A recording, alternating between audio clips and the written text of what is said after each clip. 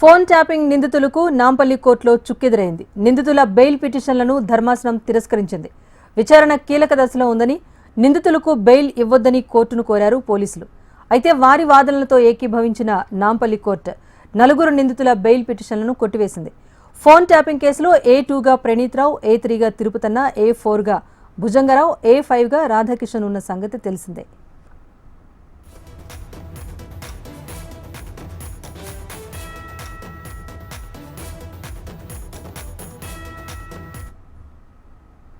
Phone tapping నిందితులకు నాంపల్లి కోర్టులో చుక్కెదురైంది. నిందితుల బెయిల్ పిటిషన్లను పోలీసులు అందించిన రిపోర్ట్ ప్రకారం చూసుకుంటే నాంపల్లి కోర్టు అయితే తిరస్కరించింది. విచారణ కీలక దశలో ఉన్న నేపథ్యంలోనే బెయిల్ పిటిషన్లను తిరస్కరించినట్టుగా తెలుస్తోంది.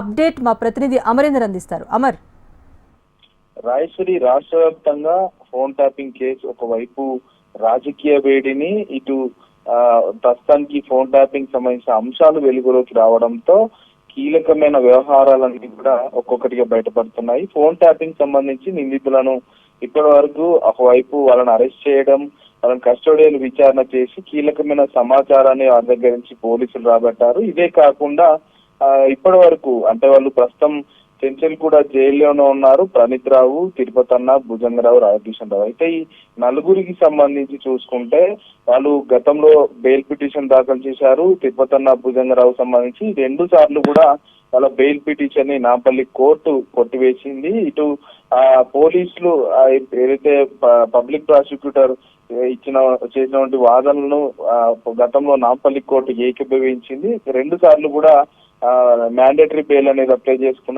చేసుకోగా నాంపల్లి కోర్టు కొట్టివేసింది. ప్రస్తుతం మరోసారి బెయిల్ పిటిషన్ దాఖలు చేసింది. ఎందుకంటే 3 సార్లు కూడా పోలీసులు ఛార్జ్షీట్ దాఖలు చేశారు. ఛార్జ్షీట్ దాఖలు చేసిన క్రమంలో సరైన ఎవిడెన్స్ లేక ఒకసారి వెనక్కి పంపారు. రెండవసారి టెక్నికల్ ఆధారాలు అనేది క్లారిటీగా లేదని ఇచ్చారు. మరోసారి అంటే రెండోసారి కూడా ఛార్జ్ షీట్ కూడా దాఖలు చేశారు.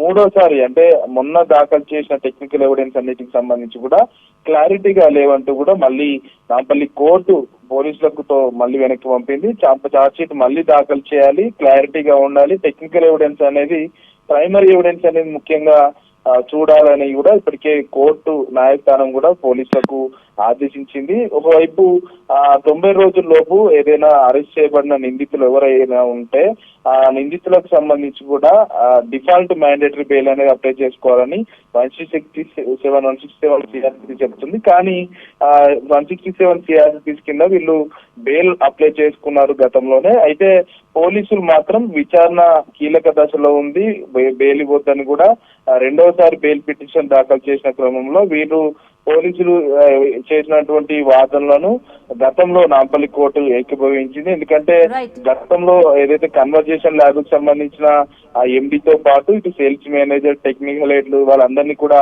అదుపులోకి తీసుకుని వాళ్ళ స్టేట్మెంట్ రికార్డ్ చేసింది. కన్వర్జేషన్ ల్యాబ్ ద్వారానే ఫోన్ ట్యాపింగ్ కేసుకు సంబంధించి కూడా ట్యాపింగ్ పాల్పడ్డారు.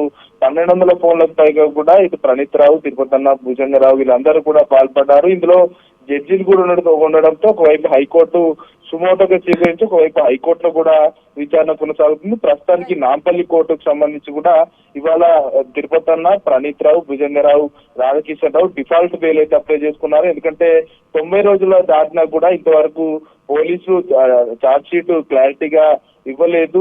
దీనికి సంబంధించి ఇవ్వకపోవడంతో నిందితులకు డిఫాల్ట్ బెయిల్ అర్హత ఉంటుంది కాబట్టి డిఫాల్ట్ బెయిల్ అయితే పిటిషన్ కూడా వేసుకున్నారు. దీంతో ఇవాళ ఉదయం నుంచి కూడా ఉత్కంఠగా కొనసాగింది. కొద్దిసేపటి క్రితమే దీనికి సంబంధించి వాదనలు ముగిశాయి. పోలీసులు విచారణకు సంబంధించి ఇప్పటికే కీలక దశకు చేరుకుంది. ఏదైతే ప్రభాకర్ రావు వస్తే అతని స్టేట్మెంట్ కూడా రికార్డ్ చేసే అవకాశం ఉంది. ప్రభాకర్ రావు వచ్చే లోపే వీళ్ళు 4 మొత్తానికి 4 నిందితుల బెయిల్ పిటిషన్లను నాంపల్లి కోర్టు తిరస్కరించింది. పోలీసులు కేసుకు సంబంధించి తప్పుదోవ పట్టించే అవకాశం ఉందని చెప్పిన నేపథ్యంలో